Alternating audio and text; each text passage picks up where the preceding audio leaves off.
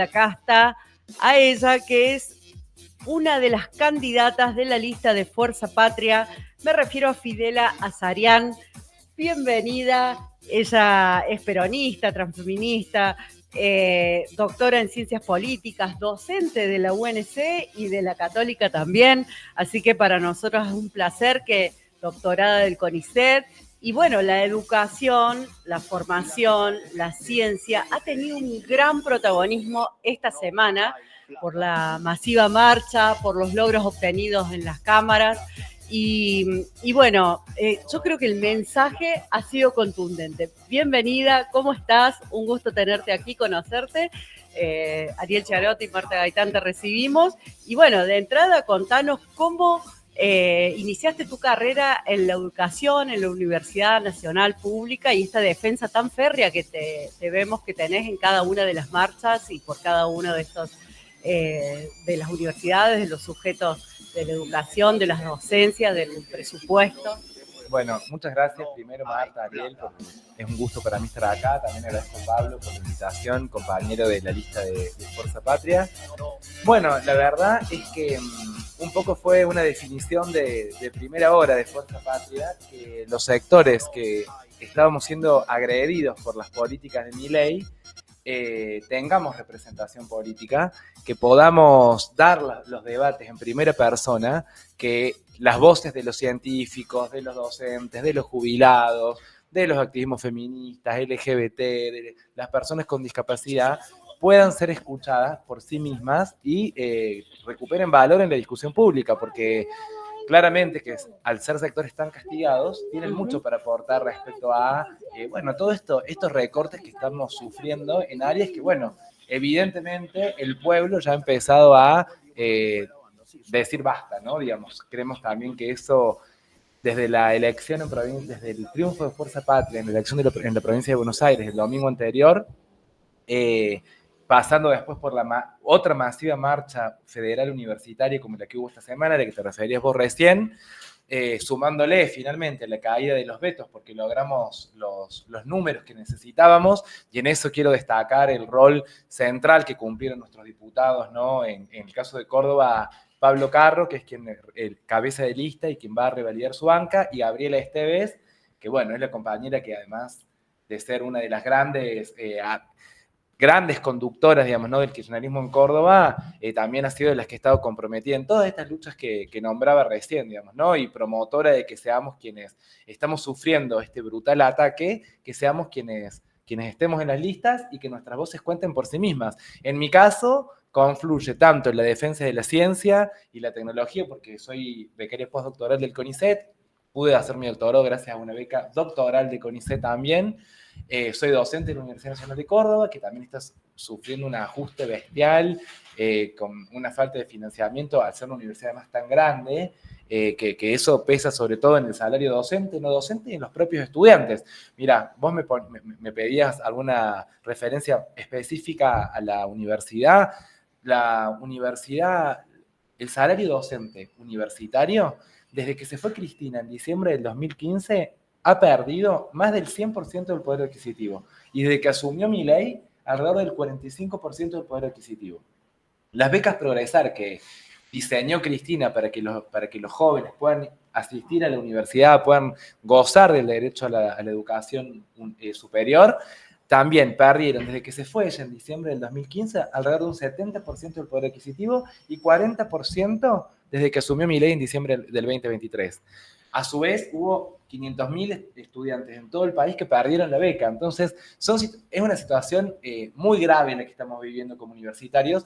Y además hay que decir que esto no afecta solamente a quienes trabajamos en la universidad o quienes estudian en la universidad, porque justamente la aspiración a estudiar en la universidad es parte del sueño de las familias cordobesas, de la capital, del interior de Córdoba y también del interior del país. Motoriza muchísimo la economía local, la Universidad Nacional. Lo hemos visto en pandemia, por ejemplo, cuando se tuvo que implementar la virtualidad, el cierre de un montón de negocios, la caída que sufrió el propio mercado inmobiliario cuando no venían los estudiantes, ¿no? Entonces, bueno, yo siempre digo que es un gran orgullo esta lista con tanta representación universitaria, porque la universidad es un símbolo de Córdoba. y queremos ponerlo en valor. Y a veces, bueno, a veces tendemos a creer que la universidad es como, bueno, un círculo un poco elitista, que muchas veces podemos hasta hacer autocrítica a los propios universitarios de que no cerramos en esos debates así, muy rimbombantes, pero que a veces no terminan de plasmar, de materializar en la mejoría de las condiciones de vida del pueblo. Bueno, el pueblo ha demostrado ya en sucesivas oportunidades que abraza la universidad pública, que abraza la Universidad Nacional de Córdoba y que es parte central de la identidad cordobesa. Y que las adolescencias y las mejores familias eligen a la universidad pública por su calidad académica, no caen como caídos del sistema. Ariel, quería. No, además, el desprecio que muestra este gobierno por la educación no es más ni menos que el desprecio por el futuro de Argentina, lo que es doblemente gravoso, ¿no? Sí, absolutamente. Una cosa que decías vos, Marta, me parece muy importante porque, claro, no es solamente educación pública, es educación pública gratuita, que esa es una conquista que le debemos al peronismo, porque no siempre fue gratuita. De hecho, bueno, el otro día lo comentamos con los compañeros de Altagracia en una apertura de comando de todo lo que es Santa María. Bueno, Perón lo dijo claramente, la conquista más grande fue cuando la universidad se llenó de hijos de obreros, ¿no? Entonces, toda esa política que tenía que ver también, además esto está profundamente ligado a un proyecto económico. Por supuesto que en un proyecto de país colonial, neocolonial, como el que propone Milei, en el cual lo vimos muy claro cuando llegó y envió el RIGI, ¿no? Como una de las partes centrales, digamos, ¿no? de su proyecto, que era el RIGI. Básicamente lo que promovía era la extracción de recursos, digamos, ¿no? Que seamos, bueno, básicamente que seamos una factoría, que vengan, que exploten nuestros recursos sin desarrollo industrial, sin producción, sin valor agregado.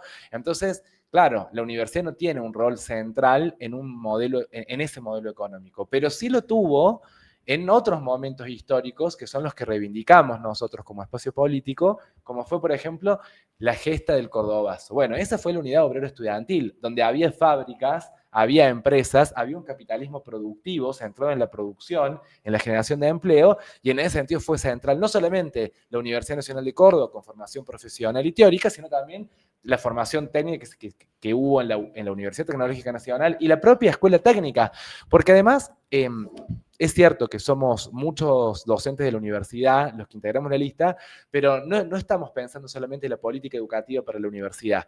A principio de año, en marzo de este año, pudimos asistir con compañeros incluso de secundarios, estudiantes secundarios que tenemos también el orgullo de ser, son militantes que han ganado el centro de estudiantes en sus escuelas y demás. Asistimos al Congreso Educativo Nacional, que fue una de las últimas exposiciones que pudo hacer Cristina cerrando ese acto antes de su detención, en el cual discutimos muchísimo, digamos, ¿no? La escuela que tenemos, el tránsito de la escuela a la universidad, la cuestión de los oficios y la centralidad que tienen los oficios, porque la tecnología no puede sustituir, bueno, el hacer, digamos, ¿no? El hacer humano, digamos, ¿no? Y en un país en el cual necesitamos producir bienes y servicios, por supuesto que se necesita ese trabajo productivo. Y discutimos, por ejemplo, cómo tenemos que empezar a apropiarnos de las herramientas que nos brinda la tecnología, la inteligencia artificial, de que nuestros pibes y pibas dejen de ser meros consumidores digitales y pasen a ser productores digitales, y donde Cristina además hizo una autocrítica, la tan mentada y pedida autocrítica que siempre nos piden los kirchneristas, porque es innegable, nadie puede negar que durante los gobiernos de Néstor y Cristina el presupuesto educativo se triplicó. La inversión que hicieron los gobiernos de Néstor y Cristina del 2003 al 2015 en educación fue formidable, lo mismo que en ciencia y tecnología.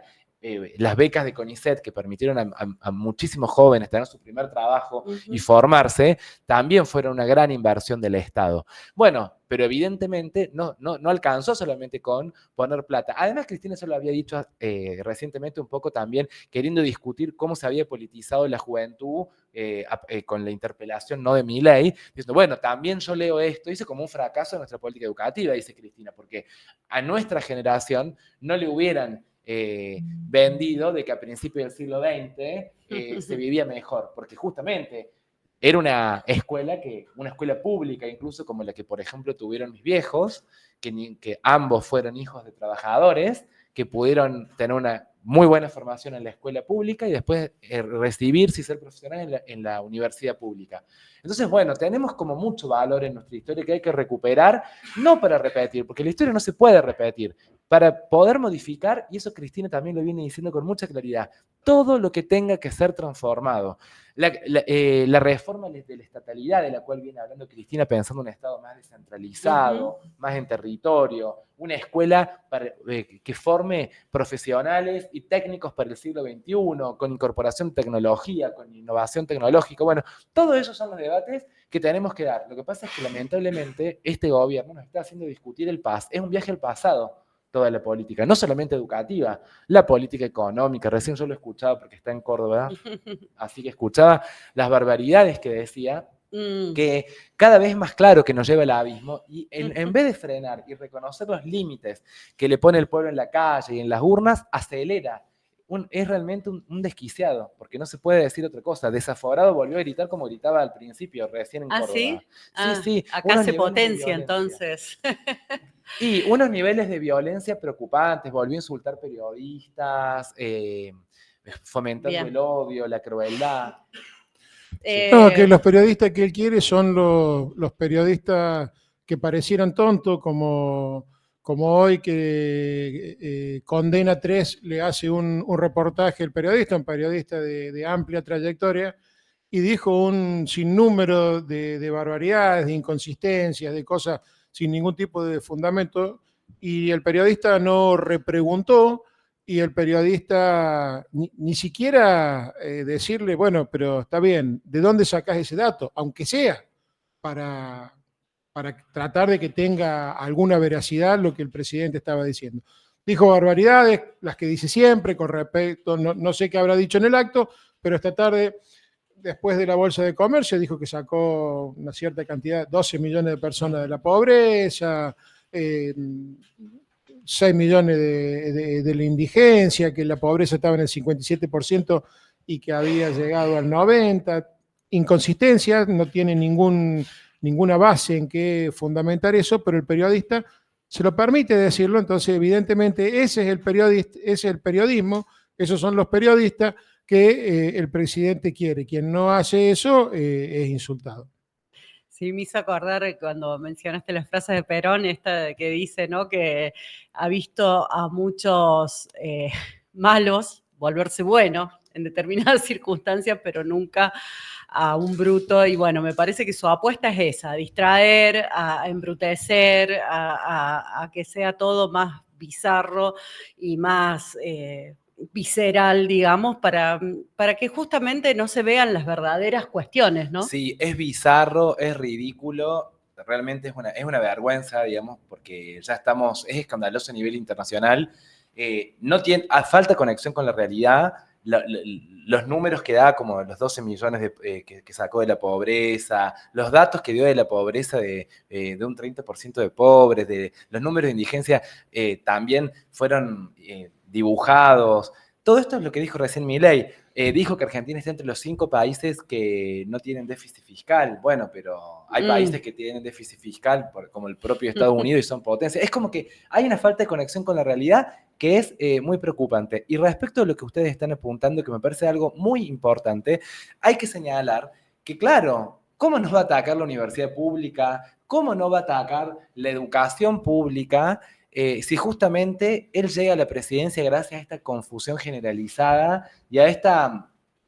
Es triste asumirlo, ¿no? Digamos, pero yo como docente lo veo, esta decadencia que se ve, que por ejemplo a mí me pasa, miren, les voy a contar una anécdota como docente. Me pasa que en las materias que doy, por ejemplo en primer año, sociología general, cuando hablo de la Revolución Francesa, siempre lo doy por hecho que en la escuela han visto la Revolución Francesa. Me pasa de que este año me han dicho que nunca vieron la Revolución Francesa. Entonces uno dice, bueno, hay mucho que hacer en la política educativa, pero claramente no es de financiarla no es decir que la escuela no sirve para nada, que los chicos tienen que estar en la casa, porque también estas dificultades que notamos con la lectura, con la argumentación, tiene que ver con que hoy es muy difícil que los estudiantes puedan tener comprensión de texto si no leen, si están consumiendo solamente TikTok. Y esto también tiene mucho que ver con algo que también, al menos es una de mis banderas centrales, porque soy un activista transfeminista, que es, por ejemplo, cómo nos han puesto a los feminismos, a las disidencias sexogenéricas en el lugar de los influencers más salvajes que tiene también en términos de la violencia que propagan, como Laje, El Presto, Tipito Enojado, ¿no? Nos ponen en el lugar de que las feministas, las disidencias hacemos ideología, como si estuviéramos negando una realidad dicotómica de la naturaleza, ¿no? El binarismo de género y demás. Parece que nosotros estamos atrapadas por una ideología y que ellos tuvieron una presunta verdad. Bueno, ahí hay una proyección en términos psicológicos muy grande, se nota, porque en realidad la ideología y el dogmatismo está del lado de ellos. Por eso tienen tantos problemas con la universidad. De hecho, el activismo feminista ha sido uno históricamente de los más eruditos. Es reciente este fenómeno de popularización de los feminismos que se dio justamente gracias a Néstor y Cristina. Sí. Claro, los feminismos populares. Y los transfeminismos. Y bueno, entrando en eso, que era una de las preguntas, por supuesto, que quería darme el lujo de hacerte, ¿cómo fue tu inclusión, tu experiencia en la universidad pública? ¿En qué año estaba ya esta ebullición de decir, bueno, la identidad autopercibida, la ley de matrimonio igualitario? ¿Fue en esa época? ¿Fue antes? Bueno, mira qué linda pregunta que me haces para salir un poco, ¿no?, de los temas que uno siempre toca, ¿no?, en las entrevistas. Vamos a hablar de los logros y conquistas.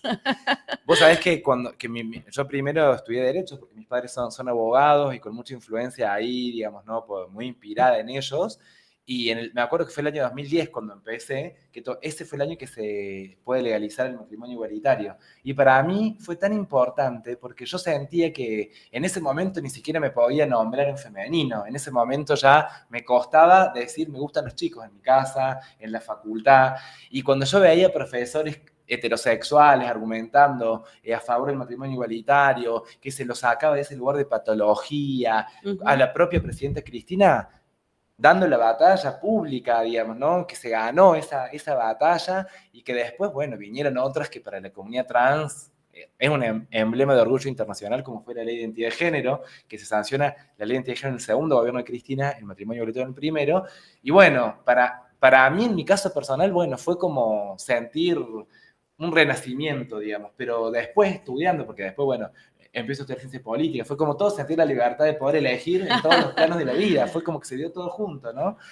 Poder vivir mi identidad, mi deseo, mi orientación sexual y también estudiar lo que me apasionaba, digamos, ¿no? Bueno, y después termino haciendo mi doctorado en ciencia política, estudiando cómo se fue constituyendo el activismo trans como sujeto político y lo importantes que fueron los gobiernos de Néstor y Cristina para este proceso de constitución de la identidad de un sujeto político, de un activismo que se pudo cohesionar a nivel nacional a partir de la identidad de género. No es que nació con la identidad de género, porque el activismo trans venía de una larga lucha contra la represión policial en los 90. Fue uno de los grupos que más sufrió esas políticas de exclusión, porque por supuesto que no había trabajo para nadie, mucho menos para las personas trans, pero además de represión, ¿no? Y bueno, todo ese proceso de lucha después pudo cuajar en un momento maravilloso como fue la identidad de género, se politizó, se expandió a nivel nacional y después pudimos conquistar recientemente, y Gaby Esteves fue una de las autoras del proyecto de ley de cupo, inclusión laboral, travesti, trans.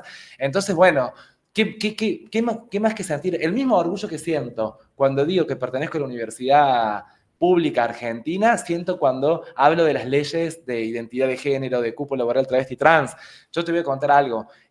Por el CONICET puedo hacer un intercambio en la Universidad Francesa, en la Universidad de Toulouse, en un centro de estudios de género. Francia es una de los países pioneros en materia de reconocimiento de derechos de igualdad de género, y la admiración que había en Francia por el nivel académico que tenía nuestra universidad. Para darles un ejemplo, en una maestría en la que yo di clases, tuve que bajar el nivel de lo que daba en una licenciatura en Argentina, porque me decían que era muy alto el nivel de lo que estábamos proponiendo para la materia. Y la masividad de la marea verde, fue ahí justo después de la marea verde, las feministas francesas estaban enloquecidas, digamos, ¿no? Con nuestra experiencia. Entonces, no podemos caer en eso de que este país, la única salida para nuestros jóvenes es Ezeiza. Tenemos mucho valor en Argentina y eso es lo que tenemos que recuperar, porque tenemos que hacer todos los cambios que son necesarios, pero no negando nuestra identidad, negando nuestra historia. En todo caso, aprendiendo de nuestra historia para no volver a cometer los mismos errores. Fidela, me encanta la pasión con la que describís ese salto cuántico que hubo en la historia de nuestro país, que fue adelantado para esos tiempos, incluso porque ni siquiera la sociedad creo que estaba preparada. Ariel, no sé, ¿qué? ¿Misa? Hoy... Pensé que ibas a hacer una pregunta. Has hecho una muy buena descripción de todos los beneficios. Bueno, en todos los estamentos, durante los gobiernos de Néstor y Cristina hemos tenido beneficios, desde las pymes, jubiladas, jubilados.